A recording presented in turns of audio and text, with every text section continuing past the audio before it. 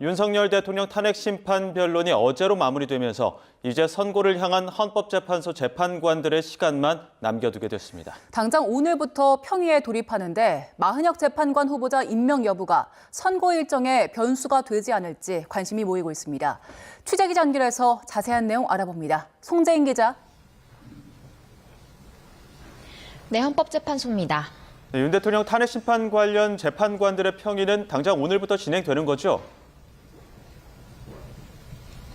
네, 맞습니다. 헌법재판소는 오늘부터 선고 전까지 휴일을 제외하고 매일 평의를 열기로 했습니다. 평의가 열리는 장소에 도감청 방지 장비가 설치되고 재판관들 외에는 출입이 모두 금지되는 등 평의 절차는 철저히 보안에 붙여집니다.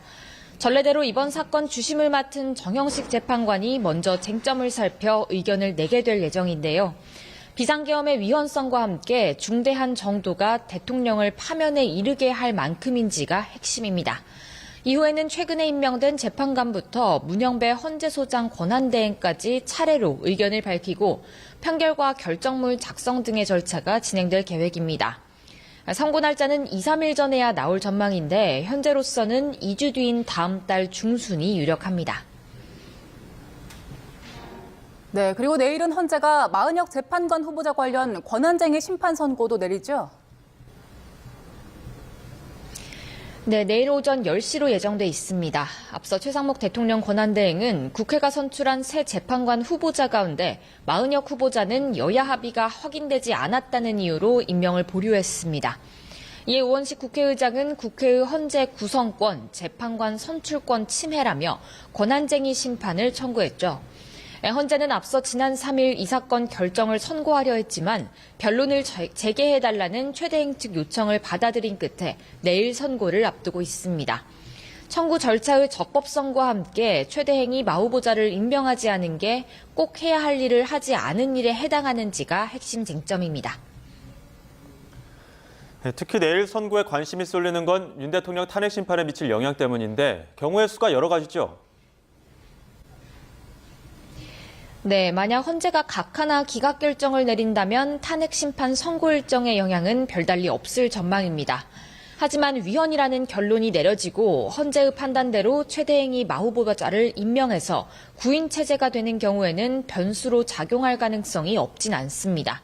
마 후보자를 평의에 참여시켜 구인 체제로 선고하게 될 경우 지난 공판 내용을 되짚는 변론 갱신 절차를 진행하게 돼 불가피하게 탄핵 심판 선고 일정도 그만큼 늦춰질 거라는 시각입니다. 하지만 이미 탄핵 심판 변론이 어제로 종결된 만큼 이전 공판에 참여하지 않았던 마 후보자는 최종 결정에서도 제외하는 게 일반적인 해석이라는 의견도 만만치 않습니다. 헌재는 관련해 명시적인 규정은 없는 만큼 전적으로 재판부가 결정할 사안이라고 강조했습니다. 지금까지 헌법재판소에서 YTN 송진입니다. 네, 비상계엄 선포 84일 만에 윤석열 대통령에 대한 탄핵 심판 변론은 종결됐습니다. 윤 대통령은 1시간 10분 가까이 발언권을 얻고 마지막 변론을 펼쳤습니다. 이현정 기자입니다.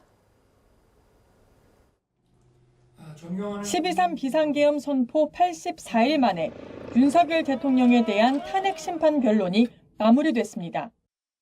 국회가 탄핵 소추안을 통과시키고 본격 탄핵 국면에 들어선 지 73일 만입니다. 이제까지 거쳐간 준비기일 2차례와 변론기일 11차례에서는 헌정사 초유의 일들이 이어졌습니다. 윤 대통령은 현직 대통령으로서 처음으로 자신의 탄핵 심판 변론에 출석했습니다. 모두 8차례 심판정에 나왔고 지난 변론일까지 발언한 시간을 합치면 1시간 30분에 이릅니다. 최종 변론에는 발언 순서 직전 모습을 드러내 1시간 10분 가까이 쉬지 않고 비상계엄의 정당성을 주장했습니다. 과거의 계엄과는 완전히 다른 것입니다. 무력으로 국민을 억압하는 계엄이 아니라 계엄의 형식을 빌린 대국민 호소입니다. 김용현 전 국방부 장관, 한덕수 국무총리 등 재판부가 채택한 증인은 16명에 달하는데 홍장원 전 국정원 1차장은 유일하게 2번 심판정에 섰습니다. 재판관들이 날카로운 질문을 쏟아내고 양측이 치열한 공방을 이어가면서 변론은 매번 온 국민의 관심을 받았습니다. 첫 변론 준비 기일에는 2만여 명이 일반 방청을 신청해 2251대 1의 경쟁률을 기록했고 기일마다 헌재 일대에는 윤 대통령 지지자들이 대거 모여 집회를 벌였습니다. 2달 넘게 이어진 탄핵 심판에서 적극적으로 자신의 의견을 냈던 윤 대통령의 운명은 3월 중순 결정될 것으로 보입니다. YTN 이현정입니다. 네, 전해드린 것처럼 84일 만에 종결된 윤 대통령 탄핵 심판 결과는 다음 달쯤 나올 것으로 보입니다. 헌법재판관 6명 이상이 찬성하면 즉시 탄핵당하고 3명 이상이 반대하면 대통령직을 유지하는데 여권은 소송 요건을 갖추지 못했다며 각하를 주장하기로 했습니다. 권민석 기자의 보도입니다. 2달 가까이 숨가쁘게 진행된 윤석열 대통령의 탄핵 심판 결론은 3가지로 요약됩니다. 헌법재판소법에 따라 재판관 6명 이상이 탄핵에 찬성하면 윤 대통령의 탄핵안이 인용됩니다. 피청구인 대통령 윤석열을 파면한다는 주문 선고 즉시 윤 대통령은 파면돼 전직 대통령 신분이 되고 직무복귀는 무산됩니다. 윤석열 파면 선고를 가능한 한 빨리 준엄히 선고해주는 길만이 대한민국을 살리는 길이고, 반면 8인 체제재판부에서 3명 이상이 반대하면 국회의원 204명이 본회의에서 의결한 탄핵소추안은 기각되고 윤 대통령은 벼랑 끝에서 기사회생해 대통령직을 유지할 수 있게 됩니다. 다만 내란 우두머리 혐의로 구속 기소돼 형사재판을 받는 만큼 당장 국정에 복귀하기는 어렵습니다. 일각에선 헌재의 기각 결정이 윤 대통령이 서울중앙지법에 청구한 구속 취소 신문 결과에도 영향을 미칠 수 있다는 전망이 나옵니다.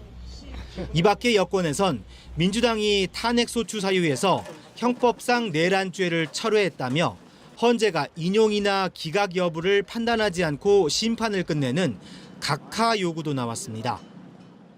기본적으로 다른 이 탄핵 소추안은 국회 의결을 다시 거쳤어야 되고 그렇기 때문에 저는 각하해 주는 것이 마땅하다고 생각합니다. 헌정 사상 3번째, 현직 대통령에겐 처음 내려지는 헌재 결정에 따라 역사의 물줄기 역시 변곡점을 맞을 전망입니다. YTN 권민석입니다.